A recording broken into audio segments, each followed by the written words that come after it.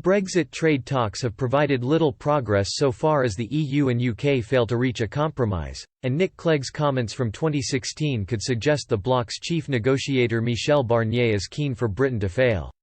The EU's chief executive said, significant divergences persisted in its talks with Prime Minister Boris Johnson's negotiating team last week.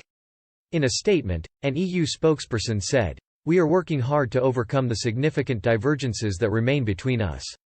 We are working towards an agreement." Brexit negotiations have stalled in recent months over two key issues, fisheries and regulatory alignment. Mr. Johnson wants to fulfill a Leave campaign promise that the UK will take back control of its waters post-Brexit. Previously, EU vessels had free access to British fishing grounds, leaving many fishermen in the UK aggrieved. However, Mr. Barnier has warned Mr. Johnson he cannot secure access to European markets without allowing EU vessels into UK waters.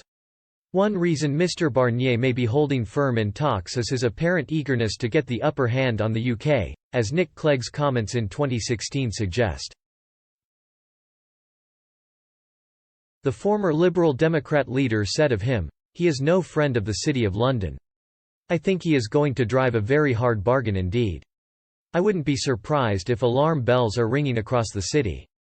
Much was being made of Mr. Barnier at the time as both sides prepared for tense negotiations. He was known in France as Le Crétin des Alpes, a jibe at his origin in the mountains of Savoy and a reference to the 18th-century Alpine valley dwellers who suffered brain damage caused by iodine deficiency. Diplomats also suggested in 2016 that Mr. Barnier still had ill feeling towards Britain after he lost his job as French foreign minister. Mr. Barnier was foreign minister in France when the country held a referendum in May 2005 to decide whether it should ratify the proposed constitution of the European Union. The vote would deal a tough blow for French President Jacques Chirac as 55% of voters rejected the proposal, plunging the EU's constitution into serious doubt. Following the referendum defeat, Mr. Chirac replaced his Prime Minister Jean-Pierre Raffarin with Dominique de Villepin.